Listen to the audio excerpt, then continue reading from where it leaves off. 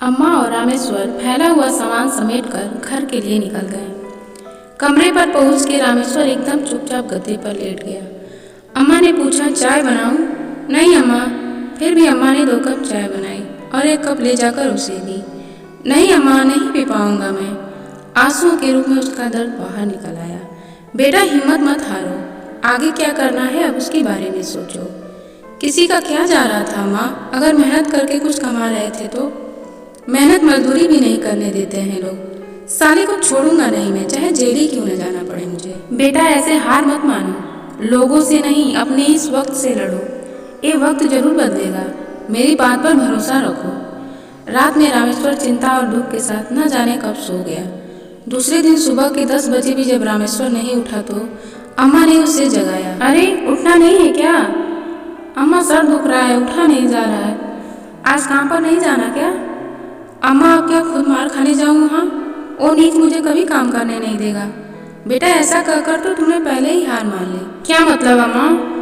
मतलब कि अपने दुश्मनों को खुद से ज्यादा ताकतवर समझकर घुटने टेक दिए। तो क्या करें अम्मा? देखो बेटा, मुझे ज्यादा तो नहीं पता, पर क्यों हमें उसकी दुकान के सामने ही अपनी दुकान खड़ी करनी है? इतना बड़ा शहर है, कहीं और अपनी दुकान लगाएंगे। अम्मा तुम उसे नहीं जानती, उसे जैसे ही पता चलेगा वो वहाँ भी अपना धंधा नहीं चलने देगा। तो हम दुकान खरीद कर काम करेंगे। परमेश्वर अम्मा की बात पर हंस दिया। अम्मा दुकान पता भी है कितने की आती है? नहीं बेटा, अपने बस की बात नहीं है अम्मा, इतना पैसा नहीं है। अम्मा तुम चिंता मत करो, सोचता हूँ कुछ। बैठने से तो काम चलेगा नहीं, कुछ ना कुछ तो करना ही पड़ेगा। अम्मा रामेश्वर की बात सुनकर मन ही मन उदास हो गई। उन्हें लगा कि वो रामेश्वर पर बोझ ना बन जाए। चाय बनाऊं क्या बेटा? शायद सर दर्द में आराम मिले। हाँ ठीक है अम्मा। अम्मा चाय बना ही रही थी कि किसी ने दरवाजे पर दस्तक दी। रामेश्वर सर पकड़कर उठा और दरवाजा खोला। सामने कॉलेज के ही 2 लड़के खड़े थे। अरे तुम दोनों यहाँ? राम राम अम्मा। बच्चों को देखकर अम्मा मुस्कुरा दी। आओ बच्चों, एकदम सही वक्त पर आए हो, चाय बनकर तैयार है। और बताओ बच्चों, कैसे आना हुआ? बस अम्मा के पराठों की याद आई और चले आए, उस महक को ढूंढते हुए। रामेश्वर भैया आप ज्यादा उदास मत हो, हम लोग कोशिश कर रहे हैं इस समस्या का हल निकालने की। कॉलेज संघ के अध्यक्ष से आज हम बात करेंगे, कुछ न कुछ जुगाड़ हो जाएगा। रामेश्वर उनके दिलासे पर मुस्कुरा दिया। जब हर तरफ अंधेरा नजर आ रहा हो तो एक छोटी सी दिलासा भी बहुत मायने रखती है। बच्चे चाय पीने के बाद जाने के लिए खड़े हुए।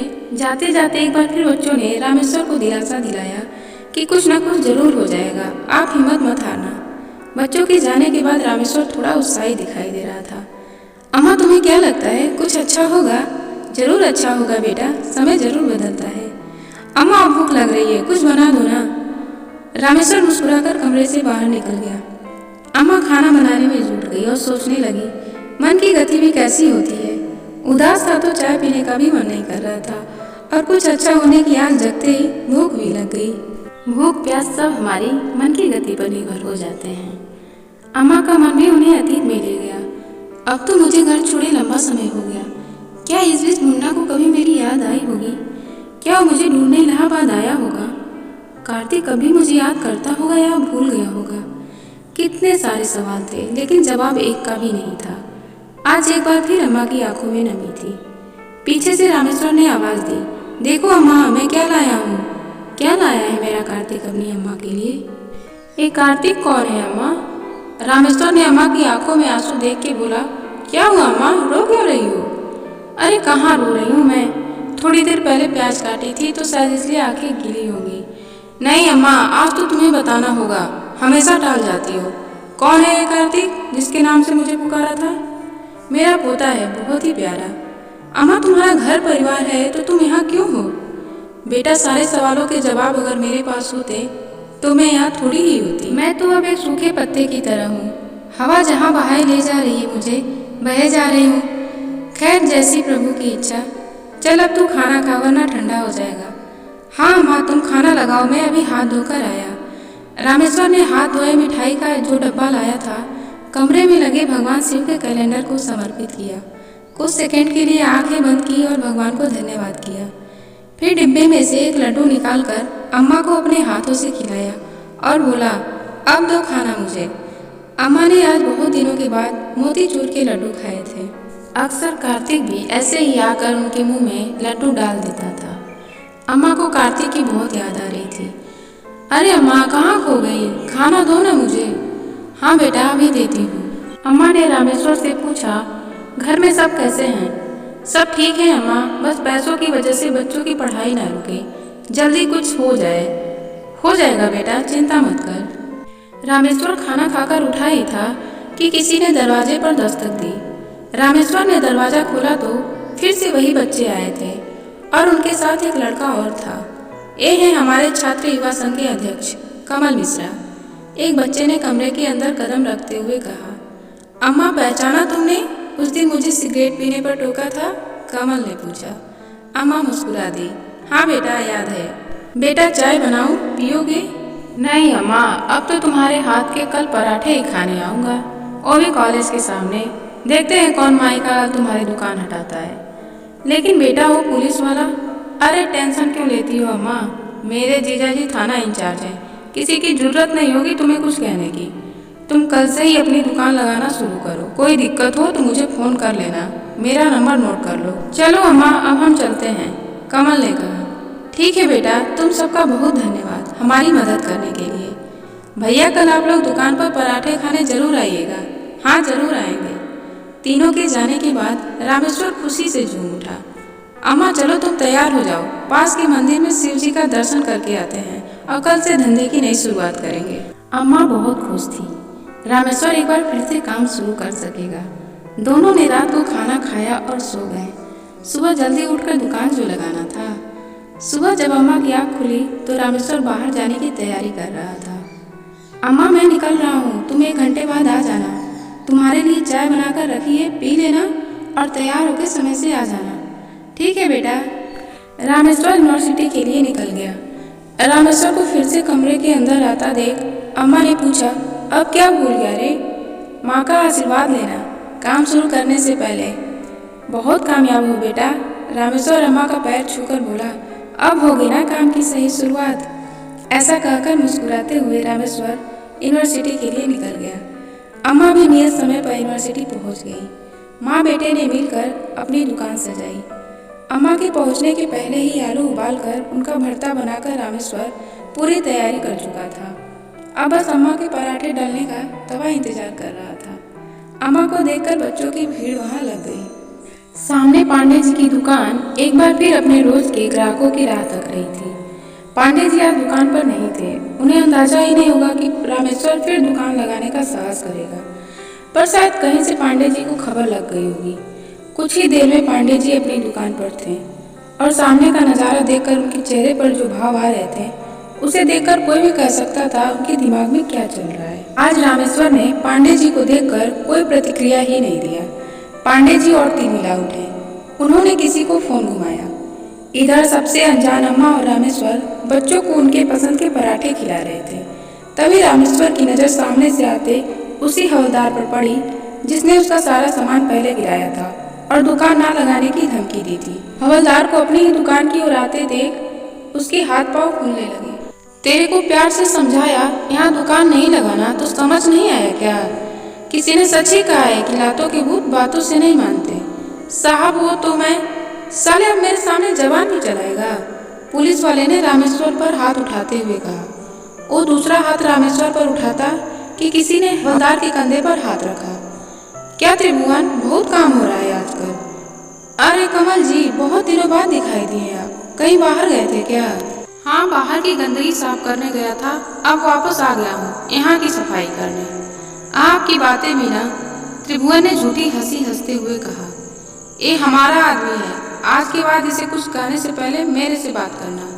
इसने पहले ही कह दिया होता तो कुछ होता ही नहीं। करो भैया जो काम करना है, भारत स्वतंत्र ही जाके लाने हुआ है, हवलदार ने कहा। कमल ने रामेश्वर के कंधे पर हाथ रखकर बोला, अब कोई तुम्हें परेशान नहीं करेगा, आराम से काम करो। कोशिश कर रहा हूँ कि यूनिवर्सिटी के अंदर ही तुम्हें कॉन्ट्रैक्ट दिलवा दूँ, देखते हैं।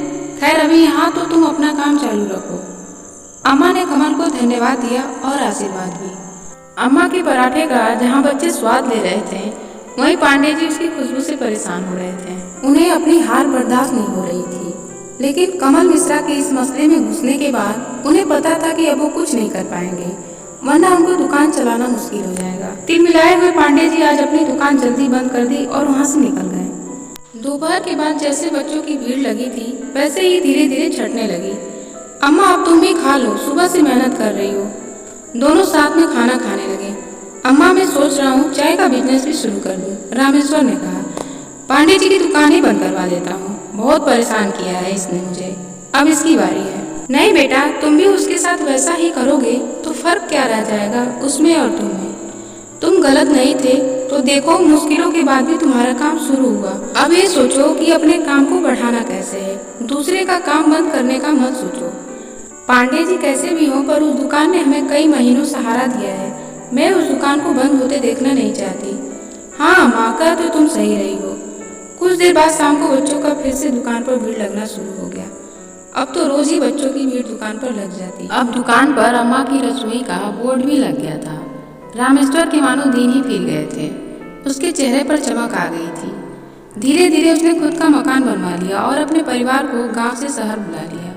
घर में अम्मा के लिए अलग से कमरे का इंतजाम किया गया। अम्मा को मानो पूरा परिवार मिल गया। रामेश्वर की बीवी अम्मा का खास ख्याल रखती थी और अम्मा उसके बच्चों से बहुत प्यार करती थी। कार्तिक के जैसे ही अम्मा उसके बच्चों को भी कहानियां सुनाती थी। सभी के दिन हंसी खुशी में बीत रहे थे। अम्मा की रसोई में दिन के हिसाब से अब अलग अलग खाना बनता था। किसी दिन नाश्ते में हलवा पूरी तो खाने में कढ़ी चावल। अम्मा की रसोई अब और चल पड़ी थी। स्टूडेंट ही नहीं, अब शाम को दूर दूर से लोग अम्मा की रसोई का स्वाद चखने आते। काम बढ़ने पर एक दो लोगों को काम के लिए और रखा गया जो अम्मा की निगरानी में काम करते। सबकी गाड़ी अच्छे से चल रही थी और समय मानो पंख लगाकर उड़ रहा था। देखते ही देखते 5 साल बीत गए। कुछ दिनों बाद अम्मा ने एक मुहिम शुरू कर दी। जब भी छुट्टी का दिन होता वो रामेश्वर के साथ निकल जाती, कभी किसी रेलवे स्टेशन तो कभी कोई मंदिर। ऐसे बुजुर्ग लोगों की तलाश में जिन्हें मजबूरी के कारण अपना घर छोड़ना पड़ा या जिनसे उनके बेटे बहू ने जिंदा रहते ही नाता तोड़ दिया हो। अम्मा के घर में अब कुछ और नए सदस्य जुड़ गए थे और जिसको जो बनाने आता, जैसे कि किसी को अचार तो किसी को पापड़, बनाकर अम्मा की रसोई में मदद भी करते। अम्मा बहुत खुश थी कि अपनी जिंदगी के साथ साथ वो दूसरों की जिंदगी भी संवार पा रही थी। दिन यूं ही गुजर रहे थे। एक दिन जब वो पराठा बना रही थी, किसी ने उन्हें अम्मा कहकर पुकारा। अम्मा ने पराठे बनाते बनाते पूछा, क्या चाहिए बेटा? एक कहानी अम्मा। अम्मा ने नजर उठाकर देखा, सामने कार्तिक खड़ा था, लेकिन उसे पहचानने में अम्मा को कुछ सेकंड का समय लग गया। इन 5 सालों में कार्तिक काफी लंबा हो गया था, चेहरे पर हल्की मूछें भी आ गई थी। कार्तिक? हाँ माँ, तुम क्यों चली गई हमें छोड़कर? अम्मा को यकीन ही नहीं हो रहा था। पिताजी जब कई दिनों बाद इलाहाबाद से वापस आए, तुम्हें उनके साथ ना देखकर बहुत रोया था मैं। पहली बार माई को भी तुम्हारे लिए रोते देखा था। तब मैंने जाना साथ रहने में कितनी भी आपसी मतभेद हो, लेकिन किसी अपने के दूर जाने पर उसकी कमी बहुत खलती है। अम्मा को कुछ समझ ही नहीं आ रहा था कि क्या बोले। अम्मा मन में सोचने लगी, तो क्या मुन्ना ने मुझे नहीं छोड़ा था? वो चला कहाँ गया था उस दिन मुझे कुंभ के मेले में छोड़कर? कई सवाल अम्मा के ध्यान में घूमने लगे। मुन्ना उस दिन मुझे कुंभ के मेले में छोड़कर कहाँ गया था? अम्मा और तुम्हारे लिए कुछ खाने को लेने गए थे, लेकिन भीड़ में अचानक किसी ने बम होने की अफवाह फैला दी। अफरा तफरी मच गई। उनके आगे चल रहा बच्चा अचानक गिर गया। उसे बचाने के लिए वो नीचे झुके, लेकिन फिर उठ नहीं पाए। लोगों की भीड़ उन्हें रोकती हुई आगे बढ़ती रही। जैसे अचानक अफरा तफरी मची थी, वैसे ही शांत भी हो गई। किसी ने बाबा को अस्पताल में भर्ती करवाया। 3-4 दिन वहीं अस्पताल में भर्ती रहे। उसके बाद जब वो ठीक हुए, उन्होंने पुलिस स्टेशन में जाकर पूछताछ शुरू की। पुलिस ने बताया कि मेले में उन्हें एक वृद्धा मिली तो थी, पर कहाँ गई उन्हें नहीं पता। उन्होंने आपको ढूंढने की बहुत कोशिश की, पर आपका कहीं पता ही नहीं चला। लेकिन मैंने मन में ठान लिया था, अपनी अम्मा को जरूर ढूंढ निकालूंगा, इसलिए इलाहाबाद यूनिवर्सिटी में एडमिशन ले लिया। आज दिन भर भटकने के बाद किसी ने बताया, अम्मा के हाथ के पराठे खाकर देखो, मजा आ जाएगा। बस फिर यहाँ चला आया और मुझे मेरी अम्मा मिल गई।